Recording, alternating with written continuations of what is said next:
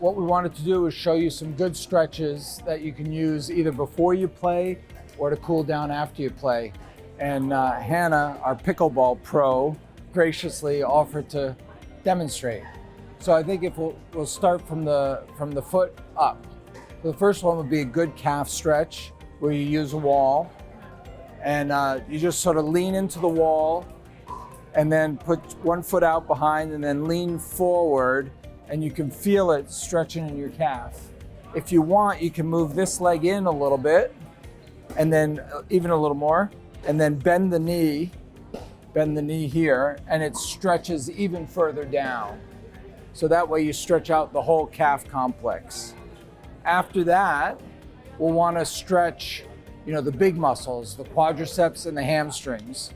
And so those we can do in a number of different ways. One way is just to have your legs apart, bend over at your waist, and then just gently reach down towards your toes with both hands.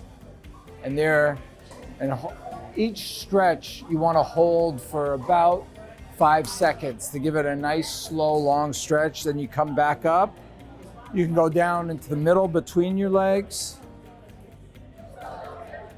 And then once you've done that, back up and then move over to your other foot.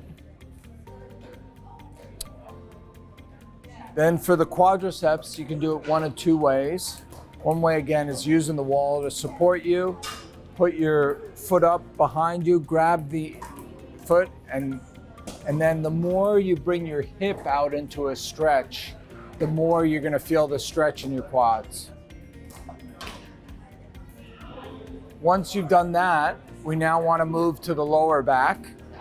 And here, if you don't mind lying on the floor, that's fine. Otherwise, with a mat, if you lie down on the floor, and then bring one knee up to your chest. And again, in the same way, every stretch, hold for 5 to 10 seconds, which gives you a nice, good stretch. So you don't have to do a lot of them, probably reps of 5 for each of them. And then you can do it with both knees as well. Perfect.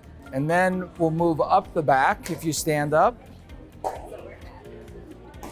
Then doing more of the mid back, the thoracic part of your back, just turning one way, holding it again. Just do everything slowly, and you want to feel the stretch, and then once you feel it maximally, hold it. Perfect. And then the last one is to get your shoulders, and that's pulling your arm across your back, bring the arm up to about the height of the shoulder, and then bring it all the way across. As you can see, Hannah's pretty flexible, and then you do it again with the other shoulder. And I think the last one is your neck might be a little tight after a hard game of pickleball. And so just gently moving the neck around. And again, feeling the muscles in the back of your neck stretch. And I think if you take, 5 or 10 minutes before the game and then after the game, that'll help prevent other injuries.